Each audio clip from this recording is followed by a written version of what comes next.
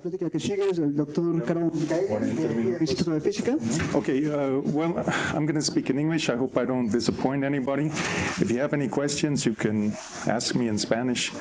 Actually, it's probably going to be a mix of Spanish and English, Spanglish, that I'll be speaking today. But, okay, so what I'm going to try to convince you is that the homochirality of life came about through photon-induced denaturing of DNA and RNA. And to convince you of that, first I have to describe the, I want to describe the thermodynamic dissipation theory of the origin of life. That's the framework within which I will present the theory for the homochirality of life. So first, the facts of life. Life is an irreversible thermodynamic process. And so therefore its origin, proliferation, and evolution depends on the dissipation of a chemical potential. Okay, and the chemical potential which life dissipates today, overwhelmingly, is the solar photon potential. So it makes sense to consider that that was also the potential that it was dissipating at the origin of life. Okay, and we see this, for example, today, wherever there are pigments, water, and sunlight. For example, this is Lake Louise, the forest is black, so it's absorbing almost all of the light which impinges on the forest, and it's dissipating this light into heat. Okay, and in fact, about 70% of the entropy production on Earth, or the entropy production due to the interaction of Earth with its solar environment, is precisamente the absorption of light in organic pigments in water. Okay, so I'm going to make an ansatz, or a proposition, that RNA and DNA and the other fundamental molecules of life, these are the molecules which are in the three domains of life, the archaic, the eukaryote, and the bacteria, that these fundamental molecules arose through microscopic dissipative structuring in the UVC. And why the UVC? Because at the origin of life, there didn't exist the complex biosynthetic pathways which you could produce molecules. So it had to be some form of free energy which was sufficient to break and remake covalent bonding, but not enough to ionize the particle or the molecule, because in the case you ionize the molecule, you essentially destroy it. And so it's only in the UVC region that you have this energy which is sufficient to make and break covalent bonds and not ionize the particle, molecule. So before I get to the theory, I'll just describe the physical conditions as they are known today at the origin of life 3.85 thousand million years ago. And there was supposedly a lot of volcanoes which were spewing out hydrogen sulfide, water, carbon dioxide, and the oceans were very hot, about 85 degrees centigrade, and they know that from isotope ratios of oxygen in the sediments found at that time.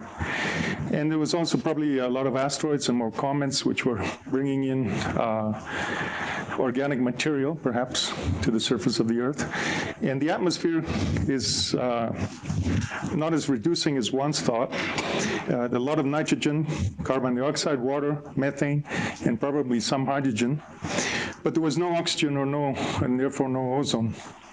So that meant that there was a ventana, or a window, in the atmosphere, which was allowing light, intense UV light, to come in at about 260 nanometers.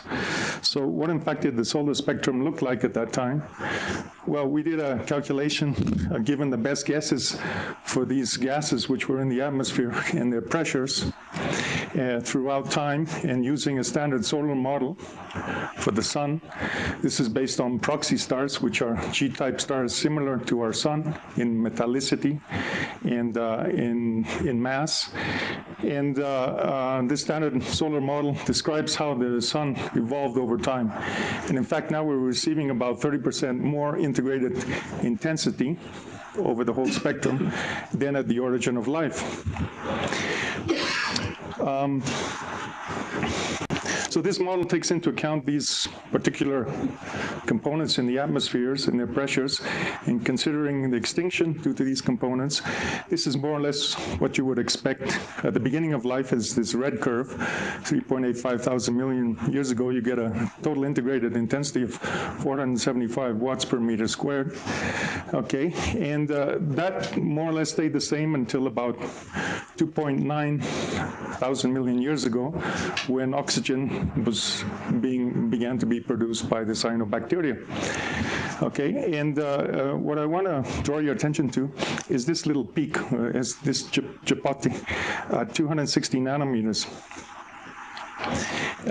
This Chapati is where the ultraviolet light is coming in, and it's being blocked here at shorter wavelengths due to the carbon dioxide, and here in the middle it's being blocked due to aldehydes, which are the most stable components produced by ultraviolet light on these chemical constituents, which were presumably in the atmosphere at that time. What are those big steps? Oh, these steps are the absorption of water. This is a rough calculation. It's not a simulation, it's really a calculation. Okay, this is absorption of water in this region. Okay, so there was actually a simulation done by Nossen et al. And what they showed is comparing the ratio of ultraviolet light in the UVC in the Archean to the present as a function of wavelength. And they found, for example, that you would get about 10 to the 30 times more ultraviolet light at 260 nanometers than we get today. And that's not so surprising because ozone stops almost all of the ultraviolet light which is coming into the Earth. And on top of that, I plotted the absorption spectrum of DNA. It absorbs just at this value at 260 nanometers. Okay, not only does DNA absorb very strongly at 260 nanometers, but it also dissipates this energy very quickly to the ground state. Okay, so you get a photon coming in, which excites these bases. These are the bases of RNA, but the same for DNA. And this is done with femtosecond laser pulses. So they excite the molecule, and then they, with a second pulse, laser pulse, they measure the conformation of the excited state, how the excited state is decaying in time. And so for all of these bases of DNA, they find that you get sub-picosecond dissipation of the excitation, electronic excitation energy into heat. And how does it do that? Well, these bases have something what they call a conical intersection. So when you excite the molecule, it goes to an excited state, the molecule is actually deformed a little bit. So the vibrational states, they're not the same as the vibrational states on the ground state, obviously. And in fact, the vibrational states can connect with the excited state, can connect with the vibrational states of the ground state. And so you get a very rapid dissipation of the energy into the surrounding water molecules. So this is all on the picosecond time scale. And these are for the isolated bases, but the same thing happens when you have the bases in strand form in DNA. There are two components in this second component here to the decay, besides the ultra-rapid component, which is presumably due to the base decay.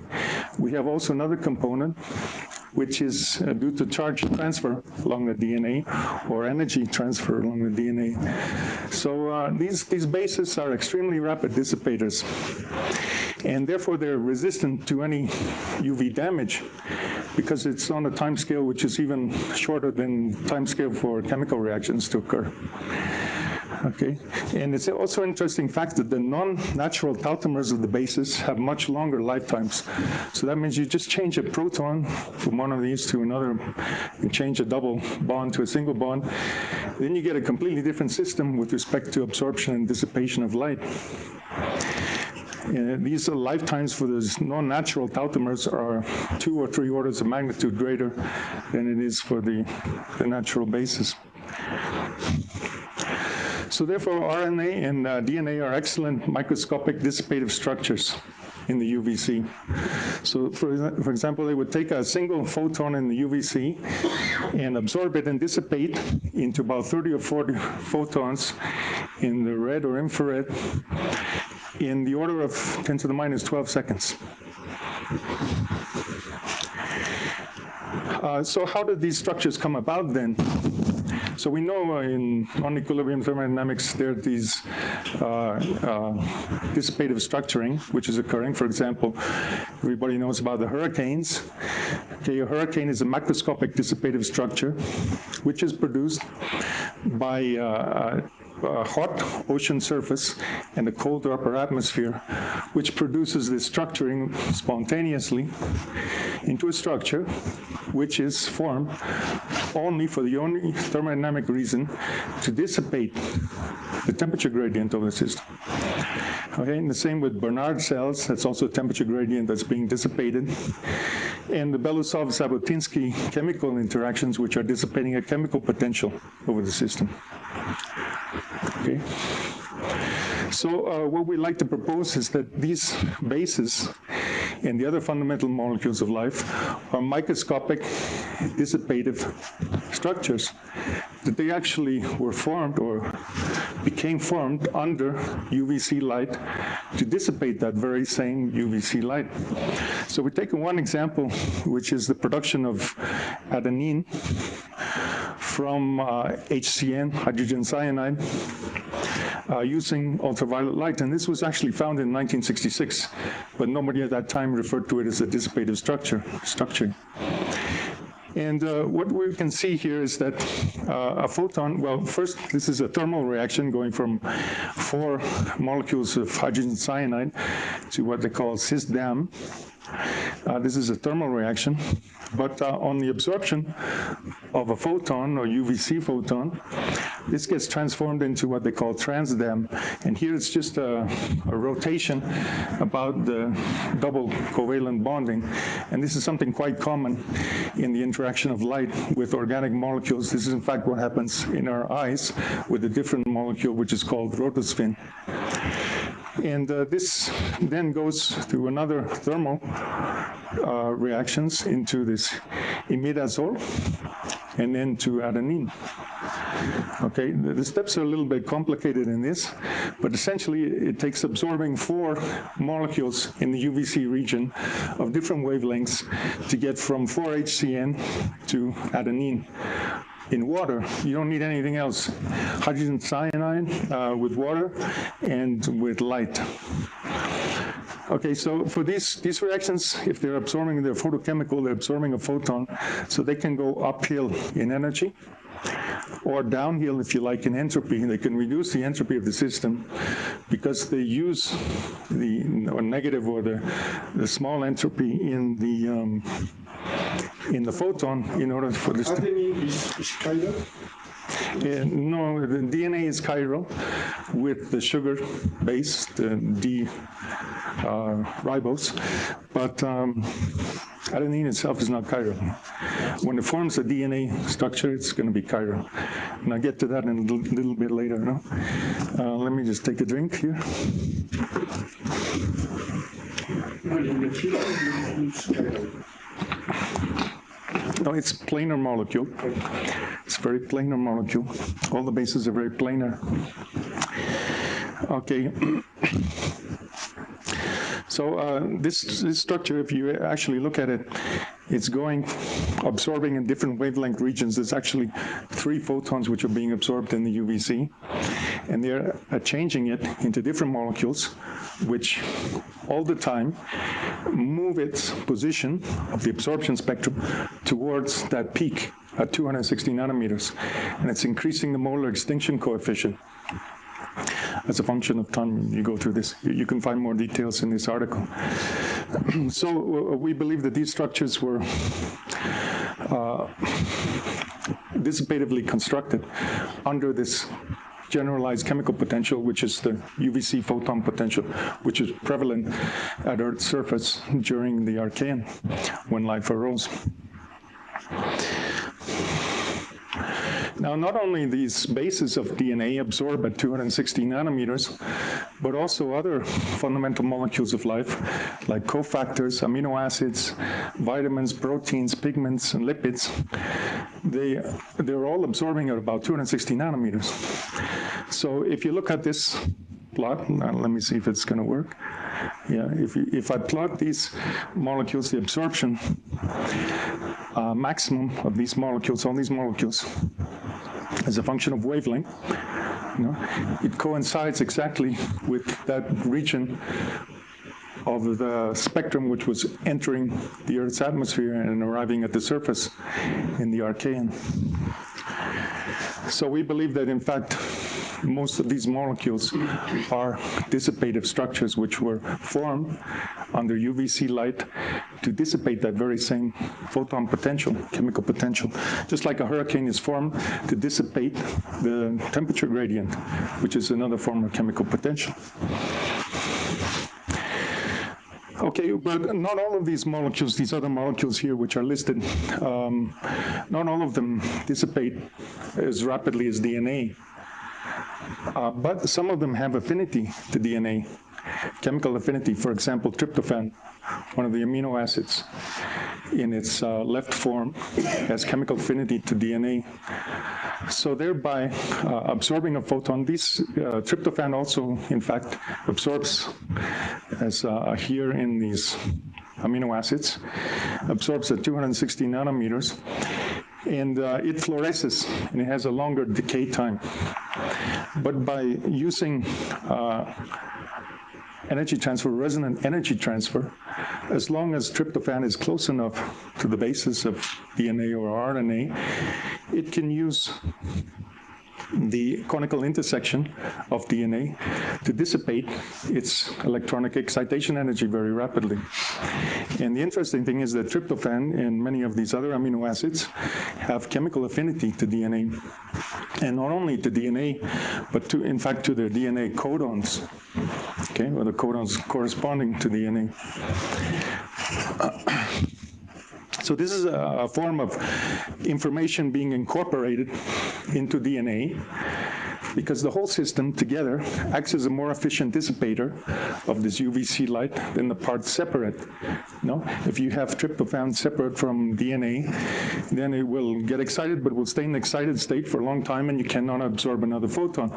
But if it's doing energy transfer to DNA and using the conical intersection of DNA, then the system as a whole is a greater dissipator. And so that's how information could have begun to be incorporated into DNA.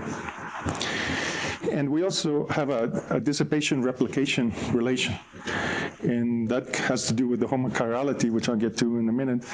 But actually what we're saying, that those systems, for example, DNA and amino acids, which dissipate more rapidly or strongly or more efficiently, are those which are more likely to replicate. And I'll give the reason for that in a moment. So this is the scheme that we have, we call ultraviolet and temperature-assisted reproduction, or UV-TAR. So the idea was that at some point, the ocean temperatures, remember I said they were about 85 degrees centigrade, and that's a very important number, because that is just more or less what the denaturing temperature of DNA is, for medium-sized strands. And so when the ocean surface temperature was above 85 degrees centigrade, then you wouldn't have DNA existing in double-stranded structure, because the hydrogen bonds would be broken, the two single strands would be separated. But as soon as the ocean surface temperature dropped, then some of the bases would form single strands, and they would form double strands.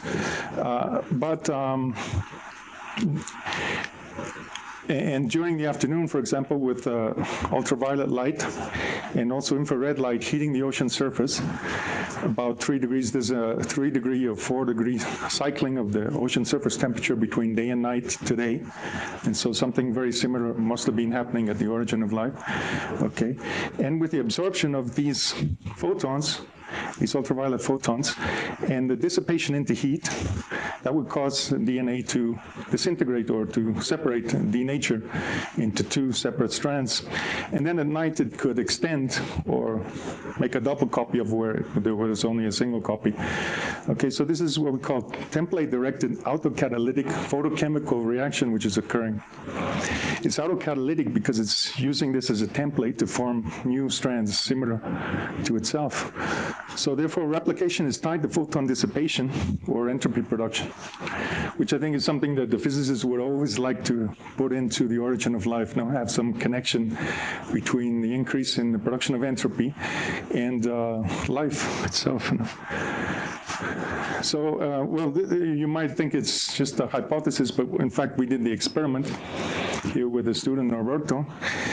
So we have ultraviolet light, which impinges on a cuvette, which has DNA in solution, and it's temperature controlled. So we can control the temperature by this power supply. And we have a spectrometer to measure the absorption. And we have also another spectrometer to measure the scattering. And these are the raw spectrums of the absorption of DNA. This is for synthetic 48 base pair DNA. It's a short oligo. And this is for yeast. And you see that there's an increase in the absorption as a function of temperature. And these are for different temperatures.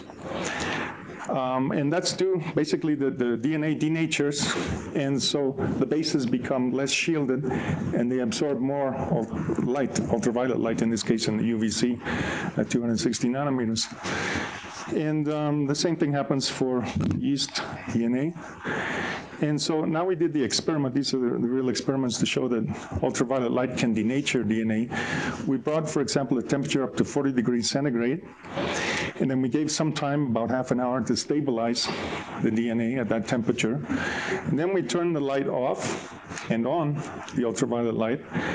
And every time we turned the light off, the absorption would go down because DNA was renaturing. At least that's our reason, our excuse.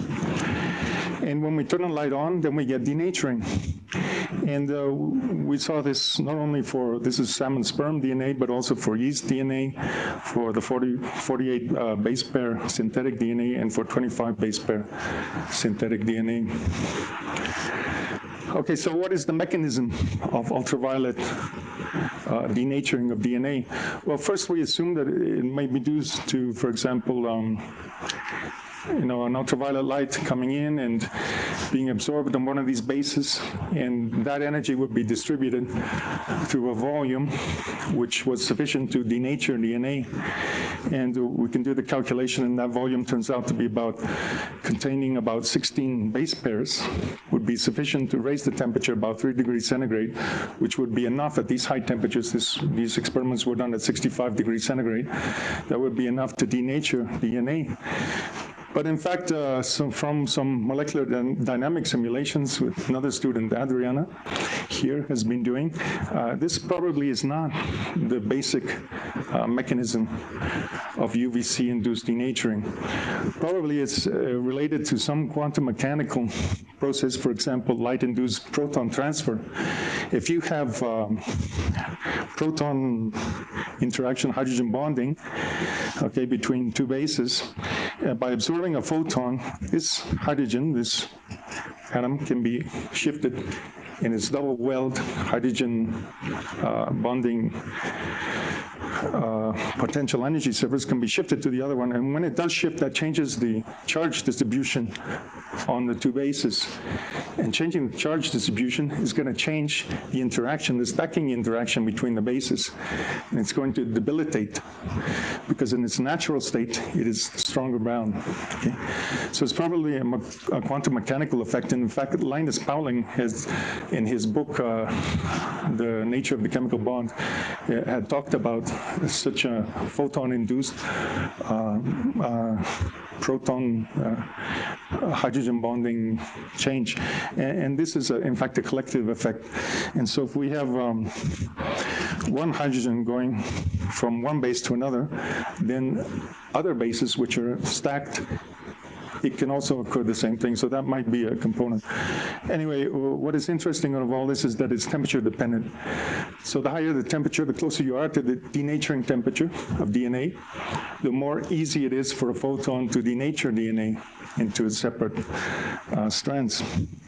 Okay, now to get to the homochirality, this won't take very long. But, okay, so we're assuming then if the DNA is a dissipative structure and it's dissipating photons, then it has, the origin of life had to occur at the ocean surface where it can be exposed to this light.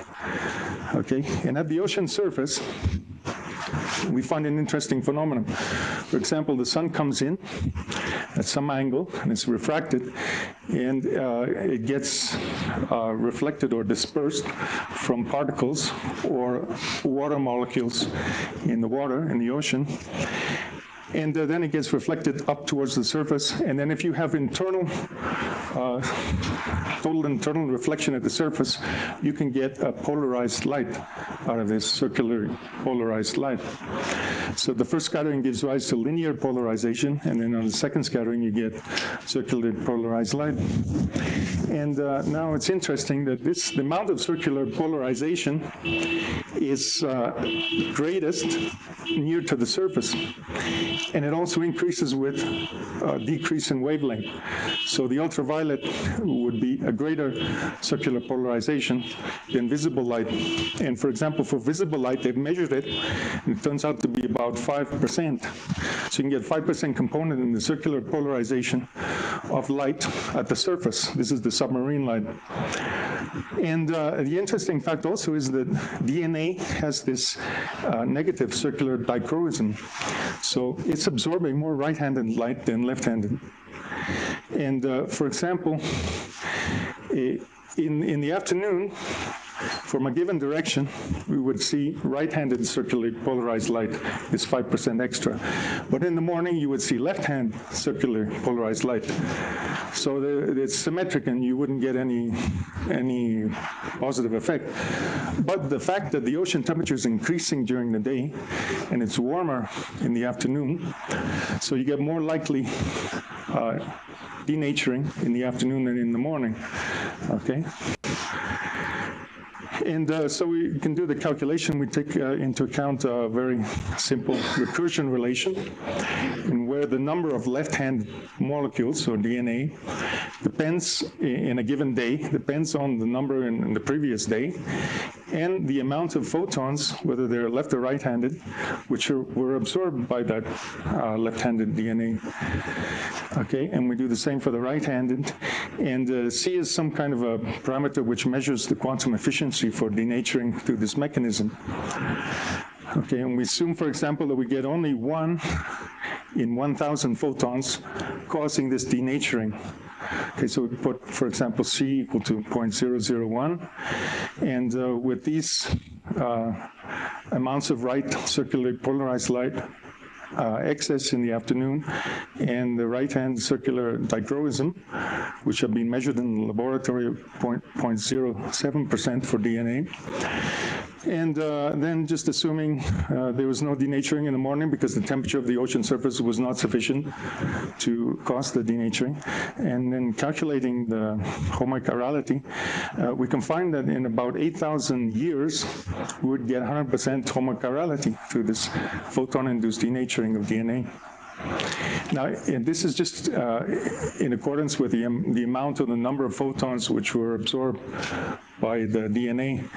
But if we include threshold, energy threshold, for example, we know there's hydrogen bonding between the two strands, so we need a certain amount of energy in order to break those bonds. So we put an energy threshold on this process, and then we can get homochirality occurring in about 800 years, which is nothing, no, as compared to the origin of life. In fact, life has been under the UVC potential, photochemical potential, for 1,000 million years since its origin, till about 2.9 thousand million years ago, when the oxygen started increasing in the environment.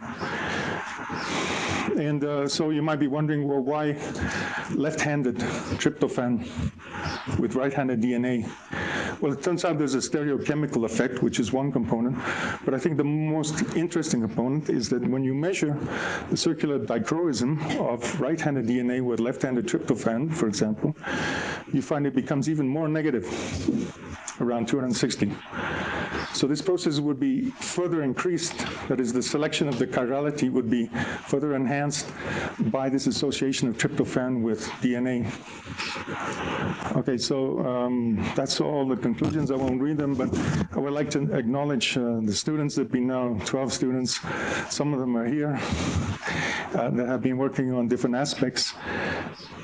Norberto helped a lot in the experiments. It was essential for the experiments. And Adriana has been doing a lot of work on Monte Carlo molecular dynamic simulations of denaturing. Okay, so I'll leave it if there's any questions. Sure. Yes. I don't understand very well. Okay. Two things. One thing is, you say, well, your idea is there's an asymmetric photo destruction of DNA. Yes. And that could be the reason for homochirality. Yeah. Let's say to generate or to get DNA, you already have to have some kind of homochirality. That's no. Well, to generate DNA as we know it today, but they could have existed, and they probably existed, as you know from chemistry, that there are equal amounts of right and left-handed DNA, produced by some. If it was produced by a chemical or photochemical process, we would expect a. Okay, if you have, for example, racemic ribose. If you check, because I have my doubts, if you want really to make DNA out from a racemic sugar pool, I doubt that it will work. Okay, well, what we're saying is that these bases, okay, the bases are not racemic. Okay, and so these would have been produced first, and they would have been floating on the ocean surface, and they would have been dissipating ultraviolet light, even without DNA. So why would they form, for example, a strand of DNA, or whether it's mixed chirality or single chirality, why would that happen? And there's a thermodynamic reason and a non-equilibrium thermodynamic reason. The thermodynamic reason is that the bases are less propense to hydrolysis if they are in strand form, if there's the phosphodiester bond between the bases. And the non-equilibrium thermodynamic reason is that once you have the strand of DNA, you have these codons, no? So you have a codon, a set of 3 base pairs. And that 3 base pairs has chemical affinity to these other molecules, which can also absorb. So these are like antenna molecules. And antenna molecules are very common in life today. No? We know that in photosynthetic system, we have a lot of molecules which act as antennas for the photosynthetic system. No? So these are like acting as antennas, and that is the non-equilibrium thermodynamic reason for them to form into a stranded. But when they form stranded, they can form mixed chirality. But the problem is, if you have mixed chirality, then you cannot extend it. It's very difficult to extend the DNA during the night, no? or in the laboratory, whatever. No? This extension here, if they become mixed. Okay, so the idea is that these oligos were probably around existing long before the origin of the life. No? We see that this, all you need is hydrogen cyanide, water, and photons to produce adenine and the other bases. Okay, so there's many steps here which is still to be worked out. It's quite new point of view, I must say, because everything which is really more or less common sense is that formation of biomolecules like DNA or others is almost impossible, let's say, in in terms of a racemic, from a racemic starting, and that's what you say, more or less. No, what I'm saying is that there were all types. It was racemic at the beginning. It must have been racemic or very close to it anyway. No, and now what's happening is that these, whether they're racemic, they started piling up and forming these single strands, and whether they were racemic or not. That piling up was useful for a number of thermodynamic reasons. And the basic reason would be to increase the dissipation, and stop the hydrolysis of these bases. Okay, and so these strands must have existed in different chiral forms, but they eventually got selected out by this mechanism, with the absorption of ultraviolet light. And finally, the second point is, why there's more question. Okay. If you take the Earth as whole, the southern part, northern part, and the CPL, statistically, I think it does not depend on day and night. No? Well, there is symmetry. For example, if we're in the northern hemisphere, then we see the sun in this direction, right? But if we're in the southern hemisphere, we'll see it in the other direction. So if you're looking from one, whether you're in the north or the south, it would be different. So you get different chirality, but life started in some region. We probably started in some region, and this region may have been that coincided. If you try to average it out over the total, it would nullify, Mm-hmm.